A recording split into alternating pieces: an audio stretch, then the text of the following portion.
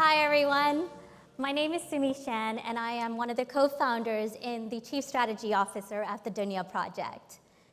So farmers, like my own father, and farming communities are consistently challenged by growing conditions and droughts.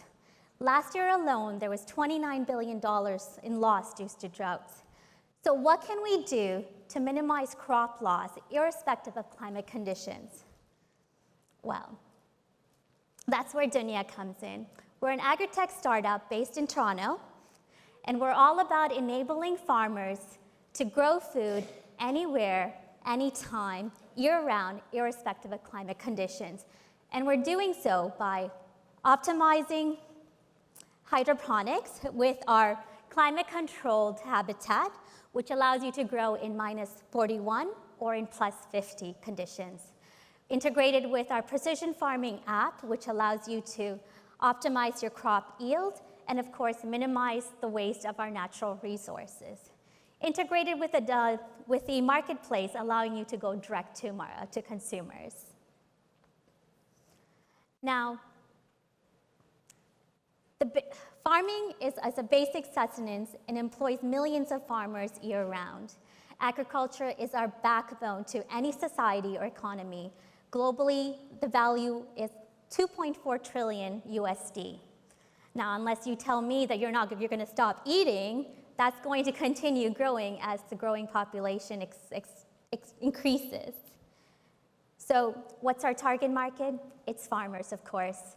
So we're working with NGOs, we're working with governments, we're working with agricultural associations, and looking at how we can support farmers in drought-affected areas. And of course, we're going to try to make money out of this. And we're doing so in a number of streams. Our habitat, our external hardware, our Amma app, which means mother in Tamil, which is our precision farming app, allows us to collect reoccurring revenue through a monthly subscription, and a transaction fee through an integrated marketplace. And the data, of course, on the back end that is collected can be accessed to the distribution channel as well. Our competitors currently are focused on costly, they're committed to heavy machinery, they require large teams to build in complex, and are not adaptable to all climate conditions. Where Dunya is low in cost, easy to assemble, easy to use, and scalable. Our team is made out of passionate individuals from farming communities and families. We come from both the tech environment as well as the agricultural side, government, and NGOs. And we're supported by a team in the back end and a number of advisors from California all the way to India. Our current traction to date, we have recently signed an MOU worth $1.2 million for a pilot project with the Botswana Association of Local Authorities, who is in partnership with the Ministry of Agriculture there, for a pilot project to train local farmers for the SADC region.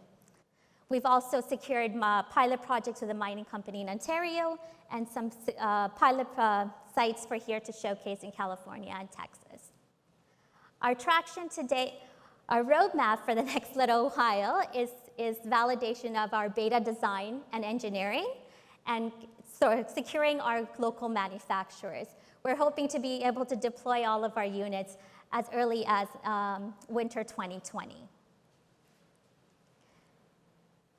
So with respect to farming, coming from a farming background, understanding that we are, of course, going to continue to need farmers, and then the resources that they require, we understood that the global food system is broken and it needed to change. And we needed to be able to provide cost-effective solutions to enable our farmers to continue farming irrespective of the climate conditions.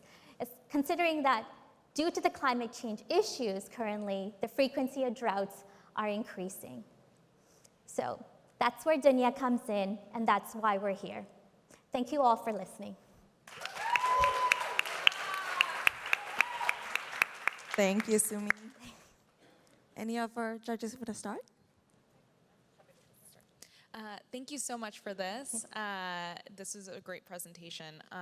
My question is actually on the go-to-market side. When you mentioned a couple of things of you're targeting farmers in drought-affected areas and partnering with other folks to reach those. Can you talk a little bit more about who the target customer is and how they would think about purchasing something like this? Is there an existing budget line? Is it replacing something else? And how would they think, if you put yourself in their shoes, kind of how do they think about engaging in something like that? Yeah, so the area we're currently focusing on is the Southern African area, the SADC region, as they call it. And what we're looking at is medium-scale farmers. So a lot of the farming there is actually driven by urban professionals and investors who are looking to adapt technology to ensure that they're able to scale their farming practices, considering all of the changes that they've had. So that's in one side. But in another case, the Botswana Association of Local Authorities, what they're also doing is they're working with us to train other local farmers to be able to adapt to new technology, learn the new system, because what they have found is that they're not adapting quickly, and so they've had a lot of loss of crops. But what they provide is subsidies for those farmers to be able to access our technology. Great. Would love to hear a little bit more around scalability and output. So for kind of a given structure, kind of what is the current capacity to produce either lettuce or not sure kind of what produce you're doing, but would love to hear kind of the capacity for that, and then how you see that hopefully scaling over time. So one of our units, it's about 9 square meters, and it could produce about 1,200 pounds of lettuce every 4 to 6 weeks. But the great thing about us is that you can scale it up by attaching a number of our units. So you can have a cluster of units. So say like 4 to 6 units can probably like increase your production level. And that would be about we would be using 1/10 of an acre to be able to produce the same amount of crop. And you can also grow lettuce, spinach, kale, chards. You can do strawberries, you can do small tomatoes or onions and chilies and beans. And in the Southern African region, you can also grow sorghums, which is one of their staples. And then one follow-up question, kind of what is the maintenance beyond kind of the initial construction? You mentioned something that the Botswana government is kind of helping kind of teach people, but would love to hear kind of what the maintenance looks like post and what's the labor of that, what's the cost of that? So maintenance-wise, we like to term it very low-tech to high-tech. The way we built it is that you can source some of the materials locally, so like the pumps and the HVAC systems.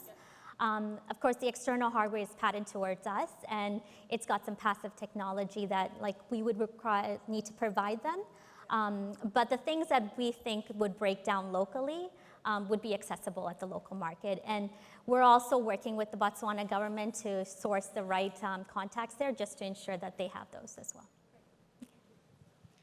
On the other side of outputs, I'd love to hear about the inputs. So what does a unit need, whether it be electricity, water consumption, whatever? And so, inputs, as well as where are you seeing the farmers placing these units? In warehouses or outside, or where does it fit in?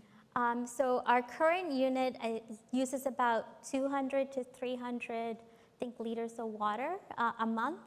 And electricity-wise, we're still working on that, but I think it was about 600 milliwatts. But we're looking at, we're providing solar or wind power alternatives to be able to use it. Like currently in Toronto, we've got it plugged into the grid, but in rural areas, we'll be providing solar options as well. And sorry, you're sad. That was long-winded, don't worry about it. I totally forgot. Where are you seeing the farmers placing these units? I'm thinking. Oh, yes. So you could place it inside if you want. The way we've done it is that you could place it outside, and we want it to be aesthetically pleasing as well. So it's about 6 feet by 8 feet. So you can walk in, and then so it could be a large unit outside, but you can also place it inside if you want to make sure it's not affected by outside elements as well. And then just one, sorry, I was going to say so many questions.